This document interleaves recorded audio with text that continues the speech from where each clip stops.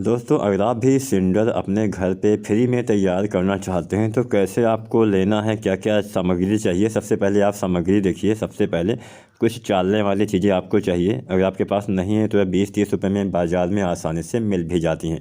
इसके बाद ये है सिलेंडर। अब सिलेंडर किसे बोलते हैं, बहुत ही आसान तरीका मैं आपको बता देता हूँ। सिलेंडर जो आपका कोयला होता है, जो हम इस्तेमाल करते हैं, कोयला जलाने के बाद जो हिस्सा बचता है उसी को हम सिलेंडर बोलते हैं। अब कोयला जलाने के बाद वाले सभी हिस्से को हम सिलेंडर ही बोलते हैं, लेकिन कुछ इसमें राख भी होती है।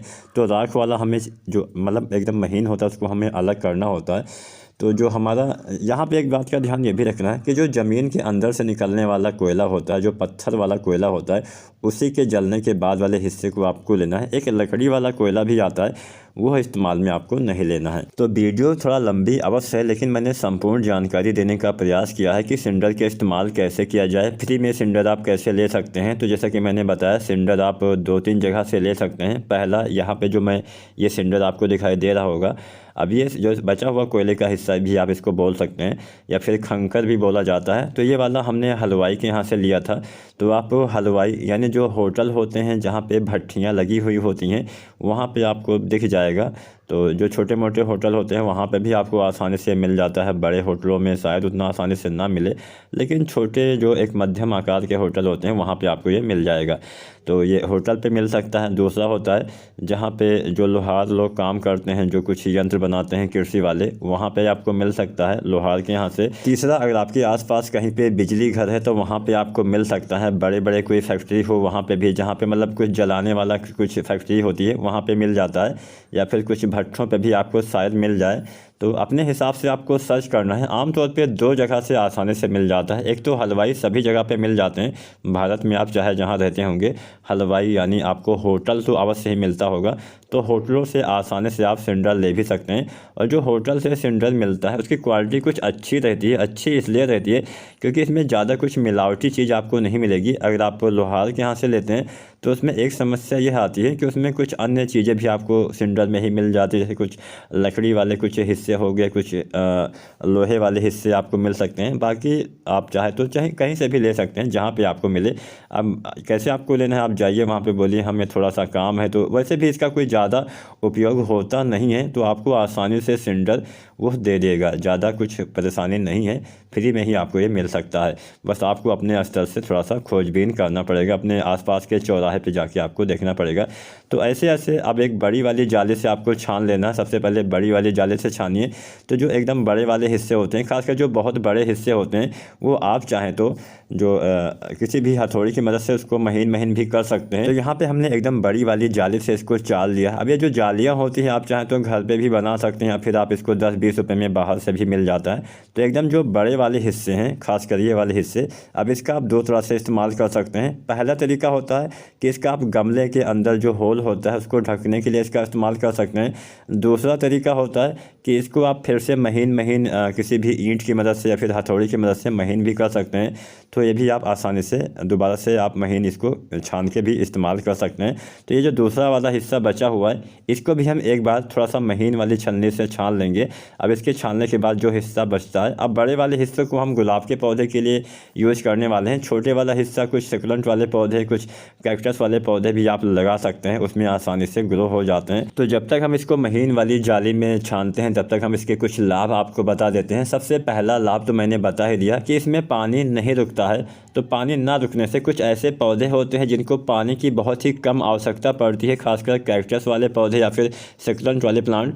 तो उन पौधे के लिए काफ़ी अच्छा मटेरियल होता है, काफ़ी अच्छा एक सॉइल मिक्स होता है। आप गुलाब के पौधे को भी इसमें ग्रो कर सकते हैं। आप अडेनियम वाला पौधा भी इसमें लगा सकते हैं। लगभग सभी तरह के पौधे लगा तो सकते हैं, लेकिन खासकर गुलाब का पौधा, अडेनियम का पौधा या फिर कैक्टस या फिर सक्युलेंट वाले पौधे ही हम इसमें लगाते हैं, जिसमें पानी ज़्यादा देने से थोड़ा सा प्रॉब्लम हो जाती है।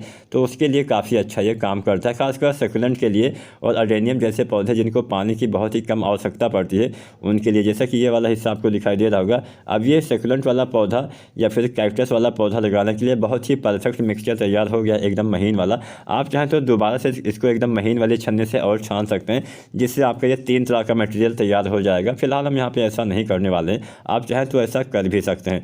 तो ये वाला हिस्सा देखिए एकदम से अलग हो गया है। अब मैं इसके कुछ उपयोग आपको बता रहा था। तो जैसा कि पहले मैंने बताया, ज़्यादा देर तक इसमें पानी रुकता नहीं है, जो भी आप पानी डालते हैं सीधा नीचे चला जाता है। तो यहाँ पे हमने इसको छान लिया है, आपको एकदम महीन वाला हिस्सा दिखाई दे रहा होगा। आप चाहें तो इसको एक बार और एकदम जो पतली वाली छन्नी है इससे भी छान के एकदम महीन हिस्सा भी आप अलग कर सकते हैं। दूसरा वाला हिस्सा काफ़ी अच्छा है, इसमें आप सक्लेंट वाला पौधा भी लगा सकते हैं, अडेनियम का प्लांट भी लगा सकते हैं, और आप चाहें तो बड़े और छोटे को मिक्स करके भी पौधे ग्रो कर सकते हैं। ऐसा नहीं कि हाँ केवल महीन वाला ही अलग लगाना है, बड़े वाले में अलग लगाना है। फिलहाल हमने जो सिंडर में गुलाब कैसे लगाए, गुलाब का पौधा सिंडर में किस तरह से लगाया जाता है, ये मैंने वीडियो बना के अपलोड कर दिया है। अगर आपने वो वीडियो नहीं देखा है तो अधिक जानकारी के लिए वह वीडियो भी आप अवश्य देखिएगा। अब ये जो बड़े वाले हिस्से हैं, जैसा कि मैंने आपको पहले से ही बताया था कि बड़े वाले हिस्से का हम इस्तेमाल जो गमले के बीच में होल होता है उस होल को हम ढकने के लिए भी कर सकते हैं। एक तरीका ये भी होता है, जैसे मैं आपको दिखा देता हूँ, जो बीच में होल होता है, आपको बीच में जो होल होता है, होल को ढकने के लिए आप कुछ पुराने हिस्से यूज़ करते हैं, तो उसकी जगह पे आप इसका भी इस्तेमाल बहुत ही आसानी से कर सकते हैं। इससे भी काफ़ी अच्छा बेनिफिट आपको मिलने वाला है। तो बस आसानी से ये जो पहले हलवाई वाला था उसको मैंने छान लिया था। अब ये जो दूसरा वाला जो मैंने पॉलीथीन में लाया था ये लोहार के यहाँ से है। तो लोहार के यहाँ से अगर आप लाते हैं तो बस दिक्कत जैसा कि मैंने बताया कि उसमें थोड़ा सा ज़्यादा मटेरियल आपको दिखाई देगा, उसमें कुछ ज़्यादा हिस्से में आपको लकड़ी वाले हिस्से मिल जाते हैं, जिससे क्या होता है कि हमें थोड़ा सा निकालने में थोड़ा सा दिक्कत होती है, थोड़ा सा समय ज़्यादा लगता है बस।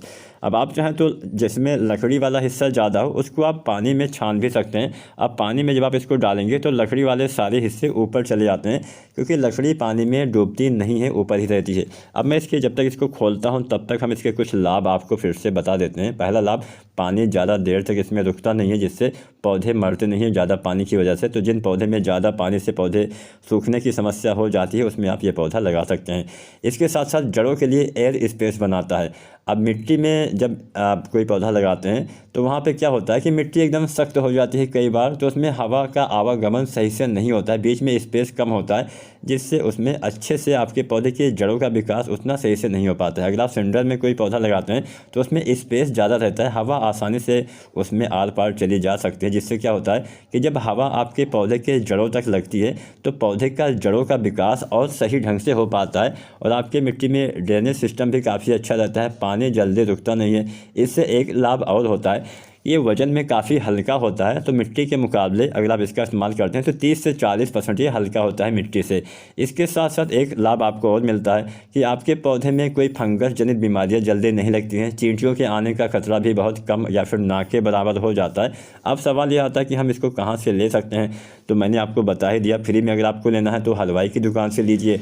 हलवाई की दुकान वाला सिलेंडर थोड़ा अच्छी क्वालिटी का आपको मिल जाएगा। बाकी आप चाहें तो लोहार के यहाँ से भी आप जो सिलेंडर आता है वो भी आप ले सकते हैं। मतलब जहाँ जहाँ पे कोयले का काम होता है वहाँ से आप सिलेंडर को प्राप्त कर सकते हैं।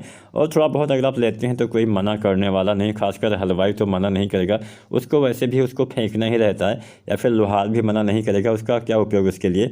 इसके साथ साथ अगर आपके आसपास कोई बड़ी फैक्ट्री है जिसमें कुछ जलाने वाला मतलब कोयले वाला काम होता है तो वहाँ पे भी आप ट्राई कर सकते हैं, या फिर आप कोई जहाँ पे पावर प्लांट होते हैं, जहाँ पे कुछ बिजली वाले घर होते हैं, वहाँ पे भी आप शायद ट्राई कर लें। वहाँ पे भी आपको मतलब ये थोड़ी बड़ी जगह होती है, हो सकता है वहाँ पे आपको ना मिल पाए, लेकिन हलवाई के यहाँ से आसानी से आपको मिल सकता है। एक तरीका होता है ऑनलाइन ख़रीदना, तो आप चाहें तो इसको ऑनलाइन भी बाई कर सकते हैं। ऑनलाइन भी आपको 1 किलो 2 किलो 4 किलो 5 किलो के पैकेट में ये आपको मिल जाता है। तो जो हमें चीज़ें फ्री में मिल सकती हैं उसको हम पैसा दे के क्यों खर्च करें, मतलब क्यों हम ख़रीदें। अगर आपके पास थोड़ा सा समय है, अब जैसे अगर आपको सिलेंडर लेना है तो कम से कम एक दिन आपका जाएगा, एक दिन आपको जाना है बाज़ार में, अच्छे से सर्च करना है जहाँ पे होटल होते हैं।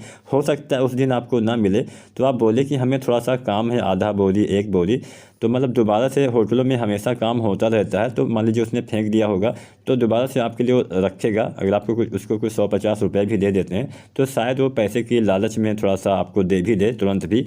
तो आपको 1 या 2 दिन लगने वाला है, आप आसानी से लाइए और 2-4 घंटे का ये काम कर दीजिए। अच्छे से आप इसको छान लीजिए, उसके बाद आप चाहें तो इसको पानी में भी डाल के, मतलब बहुत से लोग पानी में इसको अच्छे से धुलने के बाद इस्तेमाल करते हैं और बहुत से लोग बिना पानी में धुले हुए सिलेंडर को अच्छा मानते हैं। बाकी आपकी मर्जी। अब जानते हैं इसमें कौन कौन से तत्व पाए जाते हैं। अब कोयले की राख में 38% से लेकर 63% तक सिलिका पाई जाती है। इसके साथ साथ 27% से 44% तक इसमें एल्यूमिना पाई जाती है, यानी एल्युमिनियम पाया जाता है।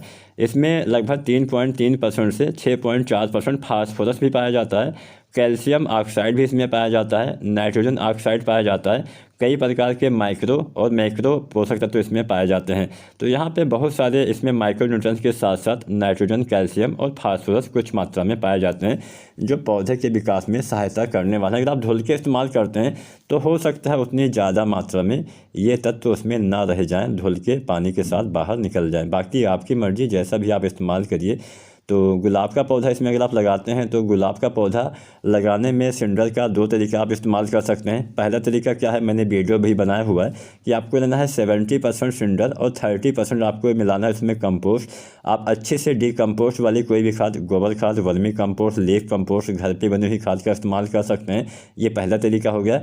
दूसरा तरीका होता है कि हम उसमें कोई भी कंपोस्ट का इस्तेमाल नहीं करते हैं, केवल हम 100% उसमें सिंडर डालते हैं। उसके बाद हम उसमें कुछ मात्रा में कुछ केमिकल वाली खादें होती हैं उनका हम इस्तेमाल करते हैं, कुछ NPK हम डालते रहते हैं, कुछ लिक्विड वाले फर्टिलाइज़र डालते रहते हैं। वो थोड़ा खर्चीला तरीका होता है, हालांकि आप इस तरीके से भी लगा सकते हैं, लेकिन थोड़ा सा खर्चीला होता है। कुछ बोन मील वगैरह उसमें डाला जा सकता है। बाकी आने वाले समय में हम कोशिश करते हैं कि 1-2 पौधा ऐसे मिश्रण में भी लगा के आपको दिखाएं कैसे आपको लगाना चाहिए। अब यहाँ पे गुलाब में अगर आप गुलाब का पौधा इसमें लगाते हैं तो बस आपको नमी पे यानी पानी पे थोड़ा ध्यान देना पड़ेगा। अगर आप उसके साथ में सिंडर के साथ अगर आप कंपोस्ट मिला लेते हैं तो इसमें पानी रुकने की क्षमता थोड़ा ज़्यादा बढ़ जाती है। लेकिन अगर आप कंपोस्ट नहीं मिलाते हैं, केवल सिंडर में पौधा लगाते हैं, तो नमी पे आपको ध्यान देना पड़ेगा। गर्मी के टाइम पे डेली या फिर सुबह शाम भी आपको पानी देना पड़ सकता है, क्योंकि सिंडर में पानी होल्ड करने की क्षमता बहुत ही कम या फिर ना के बराबर ही होती है। अब बात करते हैं कैक्टस वाले पौधे। तो कैक्टस वाले पौधे के लिए ये सबसे बेस्ट मीडियम होता है। कैक्टस हो गया, फिर सक्यूलेंट वाले पौधे हो गए, सबसे बढ़िया ये मिश्रण माना जाता है। इसमें ये पौधे आसानी से बहुत अच्छे से ग्रो करते हैं। आप अडेनियम वाला पौधा भी ग्रो कर सकते हैं। अब बात करते हैं किस साइज़ के सिंडर बढ़िया होते हैं। जो थोड़ा सा बड़े वाले सिंडर होते हैं, बहुत बड़े होते हैं, उसको आप चाहे तो हथौड़ी की मदद से फिर से महीन भी कर सकते हैं। या फिर जो मीडियम साइज़ के सिंडर आपको दूसरे वाले जो हमारा रखा हुआ है वहाँ पे दिखाई दे रहा होगा, तो ये वाला आप हिस्सा जो है गुलाब के लिए काफ़ी बेस्ट रहेगा।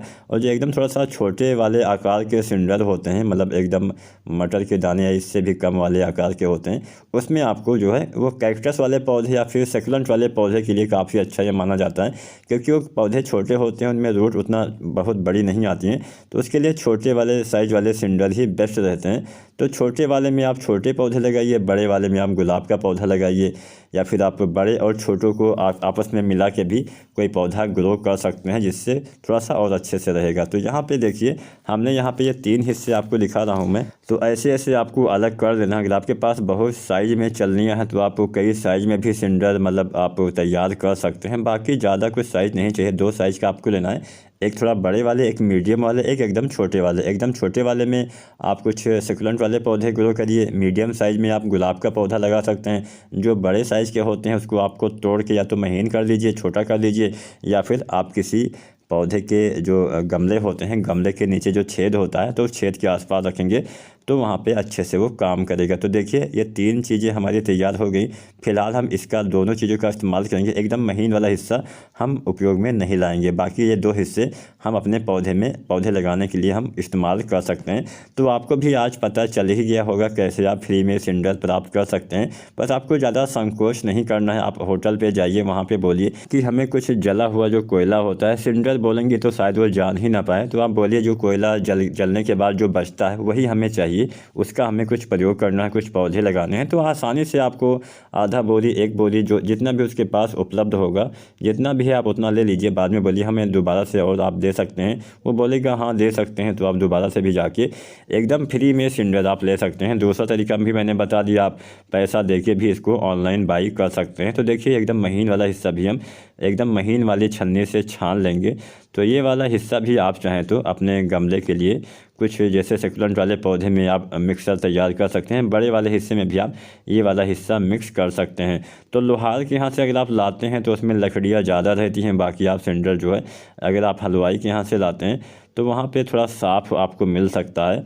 तो उम्मीद करते हैं आज की वीडियो में आपको सिंडल आप कहाँ से ले सकते हैं और सिंडल में कौन कौन से तत्व पाए जाते हैं, कौन कौन से पौधे। वैसे तो आप सभी पौधे लगा सकते हैं, लेकिन खासकर हम 3-4 तरह के पौधे लगाते हैं। गुलाब का पौधा, अडेनियम का पौधा, कैक्टस वाले पौधे और सक्यूलेंट वाले प्लांट।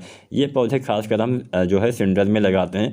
सिंडल लेने का 2 तरीका होता है, एक तो आप फ्री में ले सकते हैं, दूसरा आप पैसे देके भी सिंडल बाई कर सकते हैं। बहुत सारी कंपनियां बनाती भी हैं, बनाती क्या हैं, जो मतलब बचता है उसी को अलग अलग हिस्सों में बांट के वो साइज़ के हिसाब से, mm के हिसाब से आपको बेचती हैं। तो देखिए एकदम से आसानी से कुछ लकड़ी वाले हिस्से हैं तो आप चाहें तो उसको धुल भी सकते हैं। धुलने के बाद ये सारे हिस्से ऊपर आ जाते हैं, आप इसको हटा सकते हैं। काफ़ी हल्का होता है, तो अगर आप छत पे कोई चीज़ें लगाते हैं तो खासकर टेरेस गार्डनिंग के लिए काफ़ी अच्छी ये मानी जाती हैं। थोड़ा सा कम वजन होता है इनका और आपके पौधे में पानी भी कम रुकता है, तो जो पौधे को पानी कम चाहिए वो पौधा इसमें आप आसानी से ग्रो कर सकते हैं। सिंडल क्या होता है मैंने आपको बता ही दिया।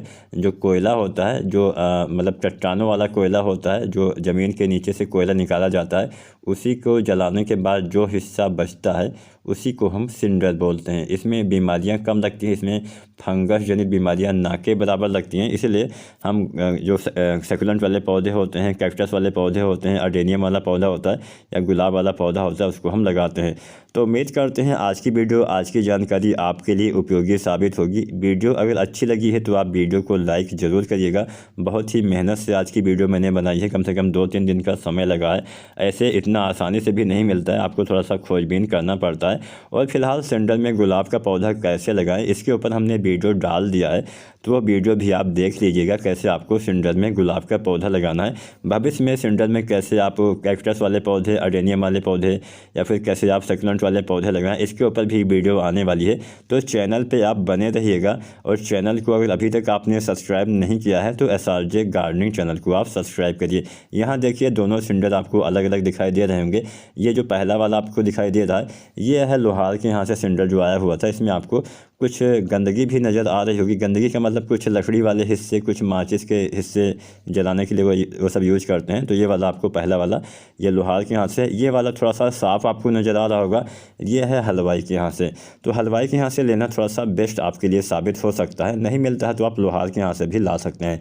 वीडियो और जानकारी अगर अच्छी लगी हो तो लाइक करना, और चैनल को सब्सक्राइब नहीं किया है तो आप SRJ गार्डनिंग चैनल को अभी से सब्सक्राइब कर लीजिए। ऐसे ही वीडियो समय समय पर आपको देखने को मिलते रहेंगे। फिलहाल आज की वीडियो हम यहीं पे ख़त्म करते हैं। मिलते हैं एक अगली वीडियो में एक किसी नए विषय पे। तब तक के लिए आप सभी का धन्यवाद।